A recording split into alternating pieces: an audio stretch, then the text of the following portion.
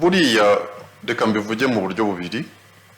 Uburyo bwa mbere nuko kuva ku myaka 10 kuzamura umwana bayinjiye muri kiriya kigero cy'ubugimbi n'ubwangavu, koko umubiri utangira gukora ya misemburo mbonera bitsina imwerekeza mu kigero cy'abagore niba ari umukobwa cyangwa mu cyiciro cy'abagabo niba ari umusore.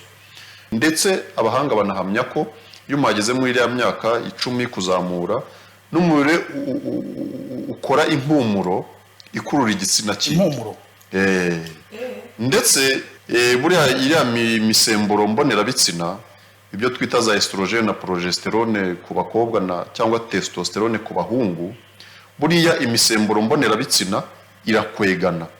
Ni ukuvuga ngo imisemburo y'abakobwa ikwega iy'abahungu n'iy'abahungu yakwega iy'abakobwa. Ni nacyo gituma abana bageze muri kiriya kigero usanga umwana ashaka kugira agacuti badahurira igitsina, niho boyfriend na girlfriend batangirira. Icyo kintu rero gituma hazamo iyo rukuruzi, none iyo rukuruzi ikaba yatuma begerana cyane ku buryo bw'umubiri, ariko no kuko kwegerana cyane ikaba inabazanamo ibijyanye uko n'imibonano n'imisemburo mbonera bitsina ikayanabazaho n'irari cyangwa kumva bashaka gukora imibonano mpuzabitsina batashobora kurwana iryo rari rikabaganza. Ariko reka nkome urusyo nkome n'ingasire. Nubwo mu bana bigenda gutyo mu ngimbi n'abangavu, nuvuga ngo iyo misemburo kwikwegana hagati y'igitsina gore n'igitsina gabo ntitoranye imyaka. Byumvikane ko umwana w'umukobwa ashobora kugira urukundo n'umuntu mukuru cyangwa umwana w'umuhungu akagira urukundo n'umuntu mukuru. Ari ngaho navuga ko n'abantu bakuru nabo bagombye gufasha uru rubyiruko kugira ngo ko nabo imisemburo yabo ntibakwegere muri babana bato, ahubwo bajye mu kigero bangana, ariko nanakebura n'abagabo cyangwa abagore.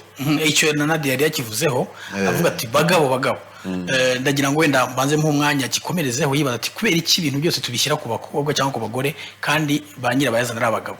Icyo nashaka kuvuga ndi kuvuga ko ba nyirabayazana ari abagabo nyine n'ubundi ibintu byumvikana, kubera yuko igihe umukobwa yandujwe usanga ikibazo baravuga ngo umukobwa kandi umukobwa abagabo aribo babigiramo uruhare kuko biragoye. Sibye ko abana b'imisi twasaze dusigaye tunitereta cyakora batera mugafite amafaranga watereta umugabo cyane wishimye ariko ntabwo ari ugutereta ngo koroshya tuvuga ari koroshya akazi ushaka icyo umugabo. Kera abakobwa nyine abakobwa ba kera yabaga navuga ati umugabo ndabizi yuko nshaka, ariko akirengagiza akirebeshwa rero sigavuga ati amamagara ibindi dore n'abandi bagenzi bagiye barakareka icyo bashaka.